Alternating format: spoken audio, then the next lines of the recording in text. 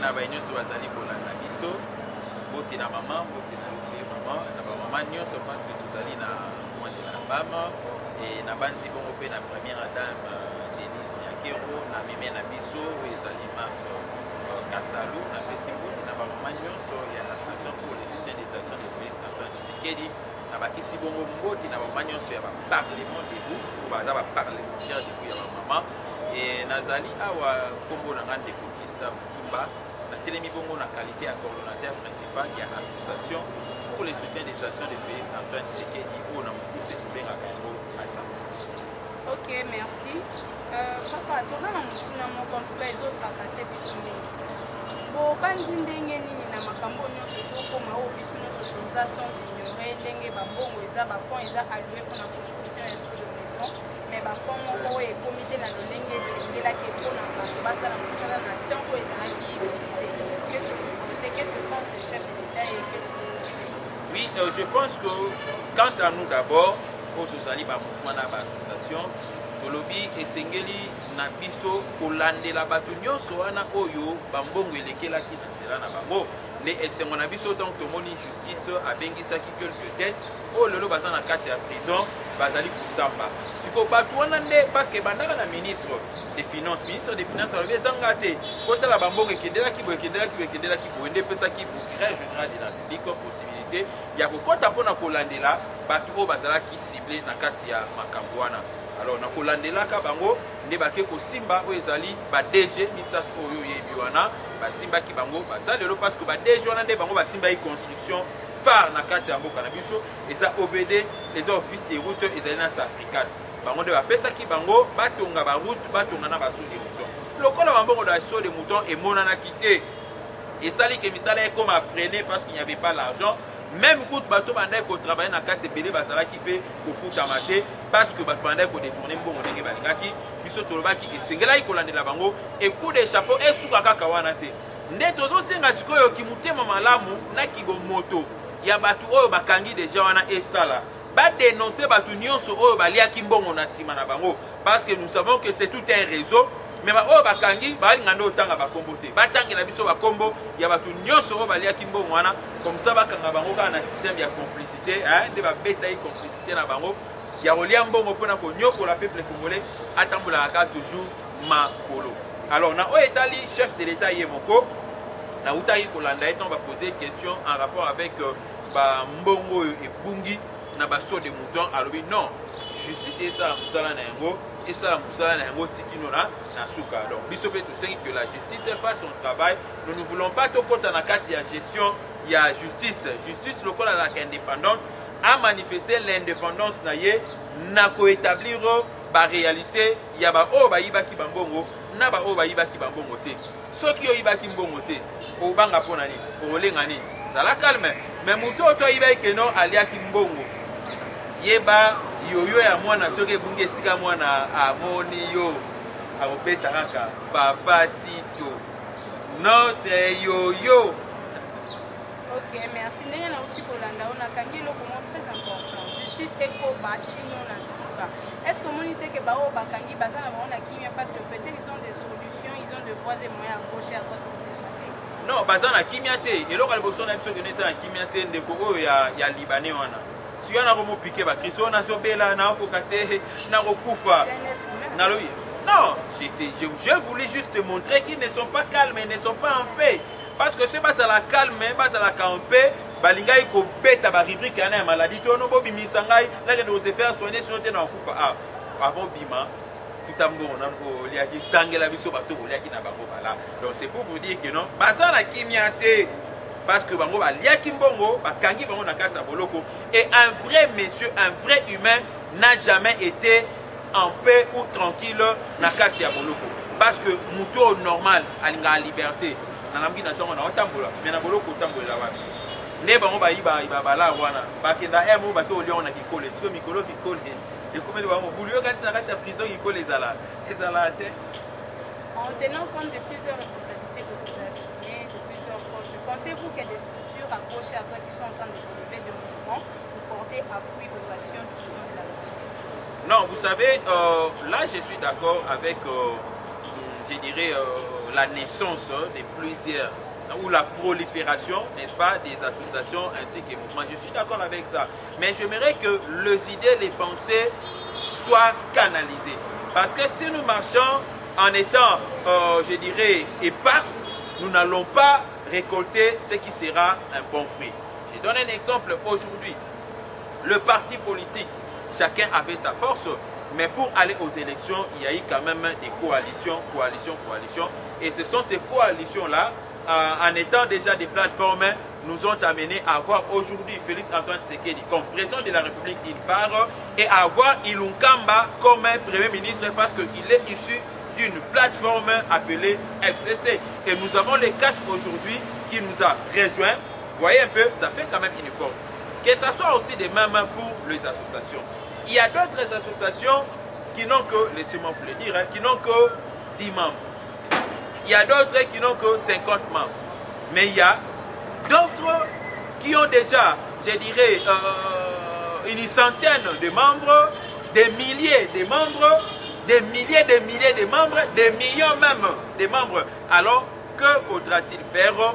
Il faudrait aller soutenir ceux qui sont faibles, que le faible reconnaisse leur état de faiblesse, qu'ils puissent se joindre à ceux qui sont forts. C'est pourquoi aujourd'hui, nous qui sommes de la ZAFAT, nous qui sommes aussi quelque part un mouvement de parlementaires debout, nous avons accepté de nous joindre à ces méga, je dirais, à ces méga mouvements que nous appelons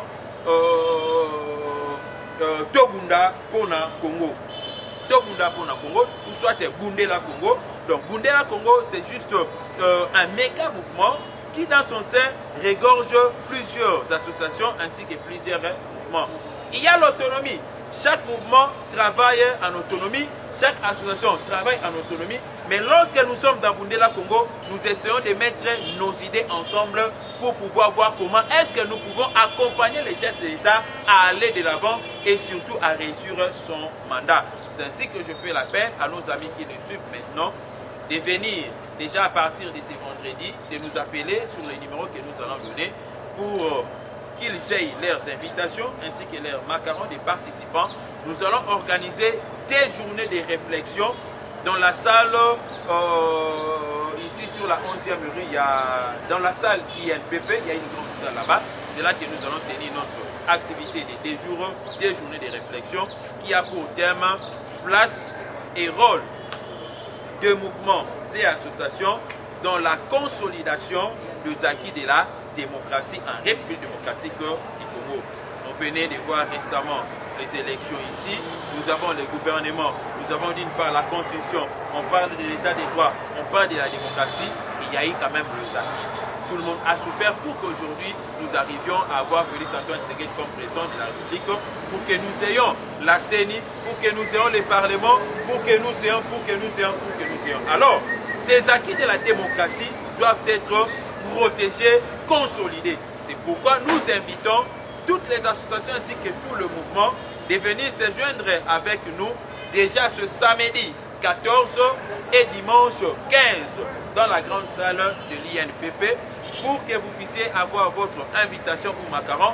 Prière de nous appeler sur ces numéros que nous allons donner, plus 243 89 457 33 88, plus 243 989 703 à la fin. J'insiste là-dessus. Veuillez nous appeler avant qu'on arrive le vendredi. Si vous ne nous appelez pas le jeudi, appelez-nous au moins le vendredi au plus tard 12 h pour que nous sachions comment vous réserver invitation à yo na macaron na pona batonyoso bakuzala je dirais organisé, tout sera organisé là-bas de l'Imakabuya des autres thés. Et aussi nazali pour expliquer na batu que méga plateforme là ils ont déjà un comité moko ezali provisoire na kati ya comité wana nga nazali vice-président en charge de la communication, mobilisation et implantation. Il y a un mouvement na kati. Donc tu as na kati mouvement na ye, mais dis-moi tout sangani pour na koyeba ndenge ni toki topesa ma contribution sur elo. OK, président Christophe, merci beaucoup pour la consulter. Pour le beli mingi ndela est-ce qu'on organise que plateforme pour ça la longue avec le torchon qui brille le pays, bien que ça soit à petit feu pour le moment, est-ce qu'on organise que et puis quelle moyens mettez-vous en œuvre pour la vulgarisation? Non, nazoyebisa yo Bundela Congo ekosala mosala nango malamu, pourquoi parce qu'il y a des gens qui réfléchissent d'abord. Bundela Congo eza na bato bazali attaché na amour ya Congo. Donc c'est l'amour du Congo qui nous a poussé à faire ces grands mouvements que nous appelons aujourd'hui Bundela Congo. Au moins ngana na kati association na ngabande ko pe bana ba association na bango. Mais to bois qui si ba association na biso tobi que non malgré ba ki leadership au tozana yango to sangana to ndimama to kambama. Ngana premier présenté na deuxième vice-président, comprenez, en charge de la communication, mobilisation et implantation. Mais si on a une responsabilité, je suis le coordonnateur, je suis le secrétaire général. Mais tant que pour s'en entendre, tout ce qu'on a nous baki bongai oyo pour na Congo na biso kende liboso parce que à cause ya kibongai oyo torobo satam sous coronavirus biroya to lekela biso pe kibongai pe salini etikali mais c'est to sangani to talisi mandoki na biso bien coronavirus ero pakata mbangu parce que biso to bundeli Congo. Il y a le premier président plutôt ou soit le président qui est monsieur Papi Eteni Yende Azali, président Nabiso, suivi na Ndeko Njoli, Jacques Njoli au MLC. Donc Ndeko Njoli Azali, premier vice-président en charge de la question politique, administrative et juridique. Azali, deuxième vice-président en charge de la communication, mobilisation et implantation. Ils appellent la bande de Soussou, donc la bande de Prince. Yé Azali, troisième vice-président en charge de la diplomatie. Un peu comment Bisso Tozali pour travailler vraiment pour la réussite de la Bolwana. Intervenant par Ozala Makassi. Donc intervenant par Ozala Makassi, il y a des combattants par Ozala intervenants, il y a des hommes politiques par Ozala intervenants, il y a les gens de la société civile par Ozala Lokola intervenants. Donc bien ici Bakioso Baya, Bundela Congo, Tokunda Pona Congo, Bundela Congo, Tokunda Pona Congo. En tout cas, merci beaucoup, chers téléspectateurs, pour vous avez qui est belé à Kolanda Biso. Tout le monde a mis la prochaine Kolanda Biso. Merci. Eshima, votre magazine qui bat au rythme de l'actualité. Retrouvez la nouvelle édition. En ce mois de mars consacré mois de la femme en RDC, Eshima Magazine vous fait découvrir un ovni politique. Fifi Masuka, vice-gouverneur de la province du Lualaba, symbole de réussite dans un univers masculin. Mama Africa, lève-toi, le mot d'ordre d'une femme de foi. Découverte, Sélé Alagouli, le gardien du trésor. Mobilisation des recettes, rigueur naturelle, les nouvelles argentiques congolais rassurent. Focus, ministère du budget, Jean Baudouin Maillot imprime sa marque dans l'exécution de la loi des finances. Patient Saïba Tamboué, l'OGFREM contribue à la matérialisation de l'émergence de la RDC. Dossier Eshima, nomination des hauts magistrats, lueur d'espoir. Nation, interview de Christian Matata.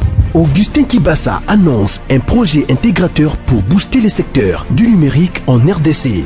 Bourse d'études, amélioration des conditions et complicité avec les étudiants, Thomas Luaka Losenjola convainc.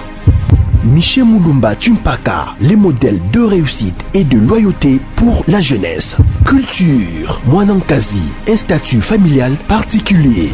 Retrouvez l'intégralité du magazine Eshima dans les kiosques. Eshima Magazine, un nouveau standard d'information.